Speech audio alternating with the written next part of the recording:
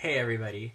I have like half an hour to kill before I go on a call with a client, and I just wanted to talk about this because it just came up for me. So, what do you guys think about caffeine? Um, Caffeine, let me just give you guys a little backstory of my experience with caffeine. Um, Basically, a long time ago, I used to work for a pharmacy. I used to work in the pharmacy world. Working for a pharmacy is like one of the most high stress things I think I've ever done in my life. Because it's such a fast paced, like on the go process. You're multitasking like crazy. You've got to kind of balance between customers coming up, answering questions on the phone, faxing things, calling insurance companies, filling prescriptions, counting pills. And I can go on and on and on and on and on. But basically, there's a lot of shit that you have to do working in that job. And what I had to do to basically maintain my functioning in that job was I had to become super dependent on caffeine and have that extra kick. Basically, I did that for years and burned out my adrenal glands and just completely destroyed them. And after I kind of really came into more knowledge, coming into the natural health world, I was like, maybe this isn't so good for me. So I kind of took a break from it. And I kind of learned a lot about caffeine. So caffeine is essentially a drug, right? It's something that's just so normalized in this society that we don't really realize what we're doing. We kind of think of it as having caffeine or coffee is as normal or natural as eating food in this society, right? So it's become so normalized, but it's really something that I think is worth questioning and worth thinking more into. Something for me that really came up just now was just the fact that I thought I needed some, and I did, and I'm still continuing to have some, and I'm going for the best form of it possible. But like, just beyond having coffee or caffeine, like thoughts come up within me that are like, oh my god, like I know better. What is wrong with me? Why do I need this? What am I doing wrong? Um, and I don't really know where I want to go with this. I just thought I would talk about it and also kind of ping off any comments that you guys might have. But I think that it caused me to really learn like why we truly use caffeine. And a lot of times, at least from my experience and giving that example of working in a pharmacy, usually caffeine is something that we tend to reach for, especially if it's a habit. Because Hannah, oh my god, Matthew, stop judging yourself so harshly. I'm just talking about it, like I don't know. It's just something that I'm doing, so I figured it's good to talk about these things. So I think caffeine is something that a lot of people use or relate to or have experience with. So I think it's a big topic for a lot of people. Um, so yeah, basically, I would use it constantly because it was something that I needed in order to continue doing something that I actually didn't want to do. So it really brought me to realize that it's like so important to really figure out the intention behind needing the caffeine and why you're going for it and what you're using it for. So for me, a lot of the times drinking caffeine or having any type of thing that had caffeine meant that it was something that was going to force me to do something that I didn't want to do. And that's essentially what drinking caffeine kind of does to your body, right? It's not giving you the energy, it's just tricking you into thinking you have it. And then once basically the effects of it disappear, you're left with this like crash or going back to the low energy level from which you started from. It's kind of like, I like to equate it to riding a horse, right? And when the horse might be tired, it might stop moving or going where you're trying to go because it doesn't have any energy left, but you might have spurs on your boots, and when you kick the horse, it didn't give the horse natural energy, it just forced it to continue going because it was basically being forced to, right? So I think that's what we're doing a lot of the times with caffeine, is we're forcing ourselves to go and do things that we don't necessarily even want to be doing in the first place, and we're just really exhausting our bodies out in the process. And because we're just so constantly medicated with this drug, like we don't know how we actually feel, and we lose touch with that, and we don't really know like what we're even doing it for anymore. It just becomes such a subconscious thing. It's like a reflex. It's involuntary. We just go for it because it's normal and it's what we're used to. So that's just, I guess, the message I really wanted to get across was like, let's just question if we're going to use caffeine, like, let's be real about it. Let's figure out like what we're using it for. Can it be used in alignment? I think it absolutely can. Like for me right now, I've had a full day and I still have 2 more clients before the night's over that I'm going to be working with. So for me, like, this is going to allow me to stay super hyper focused because this is something I actually want to do. So I'm using it in conjunction with a good feeling state and a good intention and a conscious intention because I want to be fully present and be able to hold space for these people that I'm going to be working with and helping. And I guess the way that I was feeling before I went for the caffeine was, oh, the way that I'm feeling right now isn't like optimal, isn't like the best, but I can make it even better. I can enhance this and be there for more people. So that's kind of where I'm at with it. I actually have this drink that I've never had before. It just sounded really interesting, which is really what kind of piqued my interest to want to try it. And it's actually really disgusting. I don't even know if you can see this. It's a cold brew coffee latte made with barley milk, and it's disgusting. It's like super thick and goopy. It's like as thick as a smoothie. It's really weird. And I just ate a bunch of fruit, so it's like I don't want to drink this heavy smoothie that tastes like shit. So I don't know. I'm probably not even gonna drink it because I hate it.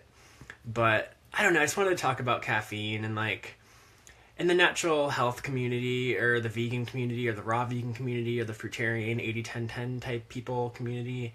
I feel like there's just such this high level of shame that revolves around caffeine. So I think it's like you're either in the group where it's like I'm just going to be a zombie and have my caffeine and do it so unconsciously as a habit and not even think about it. Or you're in the group where it's like, caffeine, bad, no, stay away, not good. So I think it's all about finding the intention behind what you're using it for.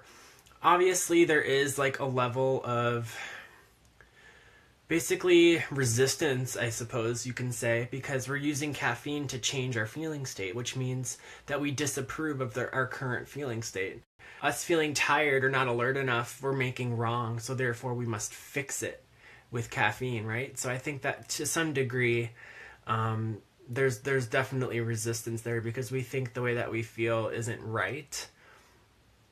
And I think there's a deeper meaning or some kind of deeper thing hidden within that where it's like, well, if we need to change the way that we're feeling, like, why don't we just be okay with how we're feeling and then choose things to do that revolve around the way that we're feeling naturally? And then maybe from that point, you'll feel more inspired to want to explore ways that you can, have natural energy levels without the need for anything. So that's kind of where I'm at. I'm just kind of like in this like brainstorming phase, contemplating about caffeine, and I had some time, so I'm like, well, why not get other perspectives and share it and throw it out there and see what other people might think about it. And yeah, so I think it can be used in alignment for sure. But I think it'll get to a point where the more self-development work you do on yourself, you kind of hit that wall where it's like, well, what's so wrong with the way that I feel that I need to take this external substance to change it? So I guess I'm hitting that wall, but at the same time, I'm not fully ready to climb over it. Is that a good metaphor? I don't know. At the same time, it's like I get that, but at the same time, it's like, I'm not fully there, that it would create more of a vibrational, what's the right word? There's less of a vibrational gap between me using the caffeine than there is just quitting it entirely and knowing that. So it's still positively serving me in some way. So until I can move through that in its entirety, I think that's where I'm going to be for X amount of time, for as long as that lasts, I suppose. But I definitely can understand all the perspectives that surround it as well. So it's not something that I think is right or wrong. I just think it's something that's fun to explore this so widely accepted societal drug. I haven't really been reading any of these comments. I'm going to check them now. I have my phone sideways, so like you can't see them super great. Um, Vanessa, I can relate. I love it, and I also think it's not something I'm totally honest with myself always why I'm drinking it. Yeah, it's tough. It's just I think we have to like just retrain the way we react around it, and to really stop each time and just be like, well, what do I need this for? What's my intention behind wanting this right now? Like, what's it going to do for me? Hakon says, I recently stopped drinking coffee because I realized I use it to fuel my protector self's need to succeed. I basically use it to do things I don't want to do. So when I stopped, I basically couldn't do, where did it go? Do things I hated, and I had an ego death. That's huge. That's kind of like where I think I'm on the verge of, but I haven't quite got to that like tipping point yet. Hannah says, if it's a habit, it's a problem. People need to be more intuitive in their intake of things and listen very loudly to their body's needs. Yeah. Let's see here. He says also, when I stopped and started doing what my inner child loves, I realized that I'm actually naturally high and my inner child is passionate as fuck. That's awesome. I think that's something too for me. It's like I have so much like weird trauma or blocks or whatever around like having innocent fun like that, like a kid would. So I think there's definitely a tie there. Amber says, I was never a fan of coffee and the taste of it, but I did used to drink it. An energy drink 6-7 years ago. Glad I gave it up. Yeah, I'm glad you did too. That's freaking awesome. Dylan and Priscilla are watching. Hello. Priscilla says hi. Hello. Let's see. Hannah says, which is why one should be intuitive about the way their body feels. Oh, yeah. Hakon says, your skin is beautiful. Thank you. Emma, I go through phases between loving it and needing to be away from it. Yeah, I think I'm kind of in that realm as well. I know it's not something that I can like make a habit of. Like I just can't, because caffeine naturally is a highly, highly, highly acidic substance, and anything that's highly, highly acidic promotes that in the body, which means you're going to be crashing your immune system as well as making you a match to wanting more acid things like acid foods. Elizabeth says, I've been giving up coffee. That's cool. Emma says, I find it fun. I think it can be for sure. Hannah says, how much do you actually drink? Like, I don't really. It's just like on occasion. And if I do, it's just like, I don't know, one serving, I guess. I don't know. Dylan is here and he says, I'm in the same boat. It's a back and forth relationship. Totally. Definitely not too much of a detriment if we can still feel where we are at and provide presence for it. That's so true. I think that's really what it's all about, is like mapping out where you are before you have the caffeine, like, and figuring out like, well, what's so wrong with that, and that you need the caffeine. Ooh, I almost dropped my phone. So that's awesome. Dylan, when one stays off of it over a month, one's energy evens out naturally. Thug life. So true. And then of course, like, I think we all have days too where it's like you don't get the greatest sleep or whatever, and it's like, even though you're living your life following your joy and there's awesome things that you want to do, you'd rather feel better than sit there and be like, you know? So I think that's kind of where I'm at with it, where I find it to be beneficial, where it's like the days where something happened, where I didn't get enough sleep. And yeah, of course it's good to look into why you didn't and figure that out too, but like, it still happened either way, right? So it's like, I can either go about my day like, or I can go about my day like, all right, we're here. Like, let's do the things I want to do and help people, you know? So I guess that's mainly where I'm at. Kate says, I had coffee for the first time yesterday and it made me super chill and then a nervous wreck. Wow, for the first time. I don't even remember the first time I had caffeine. I think it was when I was in high school and I just like had some of my mom's coffee one morning or something, and then before you knew it, I'm getting like 5-hour energy shots or those monster things. That's what I would have a lot at work when I used to work in the pharmacy, were those little 5-hour bottle things, because they just work so fast. That's what I loved about those, is like, I don't have to sit here and chug this drink when I can just like drink this little shot with vitamins and it like works instantly, as opposed to, you know, having dessert for caffeine, which a lot of people do. They'll go to Starbucks and have this like dessert. It's like, if you're gonna have caffeine, like, just go directly for it. Be real about it. Don't have dessert, I guess. I don't know. or at least figure out like why you want it in dessert form and feel your intentions for that. Yeah, Emma says, do what you want from a place of alignment or as a substitute for misalignment. Yeah. So if you're like in alignment and it feels like that's going to, perpetuate that feeling of being in alignment, then that's kind of where I'm feeling it to be beneficial in ways. La la la. Hannah says, I can only have half a cup a day, even if that. My nervous system's sensitive. Yeah, I totally get that. Hakon says, I would explore feelings of needing to endure and where that stems from. Yeah, that's beautiful. I think, for me, love was conditional based upon success and achieving things. And in order to keep going towards achieving those things, I find the need to energize myself in ways that make me quote unquote optimal in ways that I feel I am. I don't know. Does that make sense?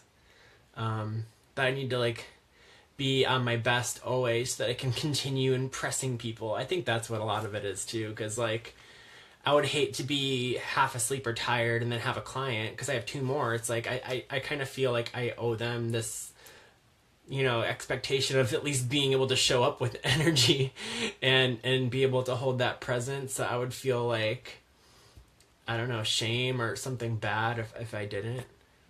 I don't know. I'm just kind of brainstorming along with you guys. I don't have straight solid thoughts or opinions right now. Dylan says, tea is what I drink, but I've noticed in any dose can be used to cope. But we also have to be okay with the fact that there are pieces of us that need to cope. That's awesome. Because it's just that whole victim mentality. Same thing with needing to cope. We can so easily get shamed or feel shamed on our own for even needing to do that. I know I do that. So that's beautiful to bring that to our awareness, Dylan. Thank you. Yeah, he says also, can't do shadow work all day, but we can observe feelings and patterns. Beautiful. Beautifully said. Elizabeth says, I just got my friend Preston into teal. She's here. Oh, that's awesome. I love it. Hannah says, that makes perfect sense. A coffee buzz really lasts an hour. That is really insightful. And Hakon says, you are not a robot. Thank you. That is so true. So yeah, I'm probably going to ditch this disgusting drink. If you guys didn't see it, hang on. It is cold brew latte. And that's the thing too with coffee. It's I would at least try to go for a good form. Cold brew is going to be less acidic. So yeah, this is some gross cold brew latte from barley milk and I don't know, what has it got in here? Barley milk, cashew milk, coconut sugar, cold brew coffee, chicory root extract, pea protein, vanilla extract, and sea salt. I don't know, I just was oh, this is a super Portland thing to buy. Barley milk, where the hell else do you find something like that? But if you see it, it's disgusting, it's goopy, it tastes it's just a slime consistency, and it's super thick and heavy, and unless you're wanting a gross smoothie, then stay far away. Yeah, we are human beings, not human doings. Oh my god, I love that you said that. I try to remind myself of that often, but I don't always retain it, so I love that. Dylan, I'm in the bath. I love it. You're watching me from your bathtub. Hannah, how can one reverse the acidic things? Oh, then you just want to look for alkaline stuff. So if you just do a basic search for alkaline foods versus acidic foods, I'm sure you'll find a bunch of charts.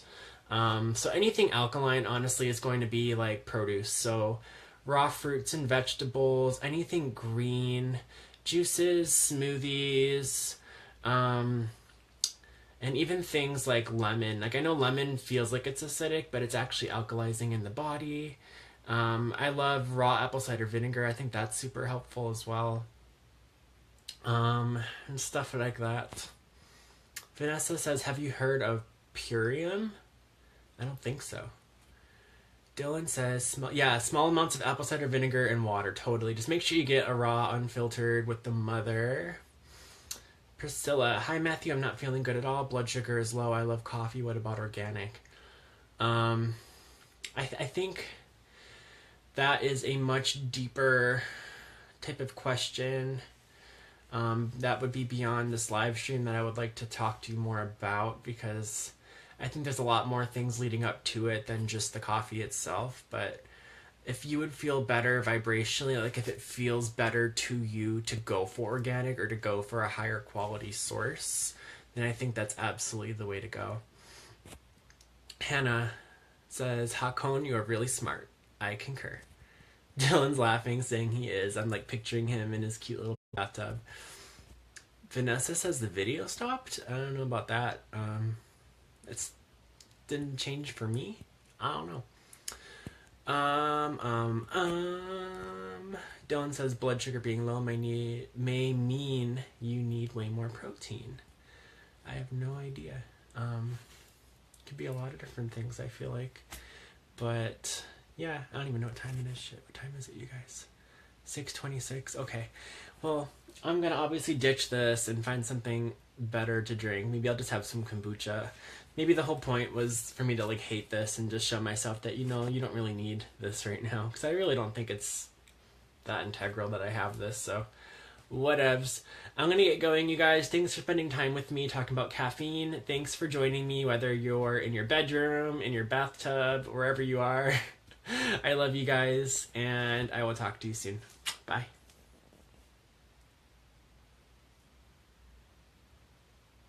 Ooh, what did I do? Am I still live? Oh shit, what did I press? I pressed a button where you can like add stuff to the scene. I didn't know you can do that while you're live. What does this do? Oh, snap.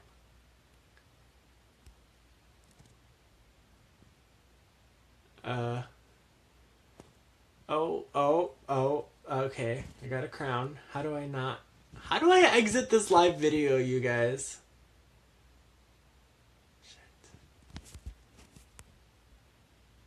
Okay, here we go. Oh my god. Okay, here we go.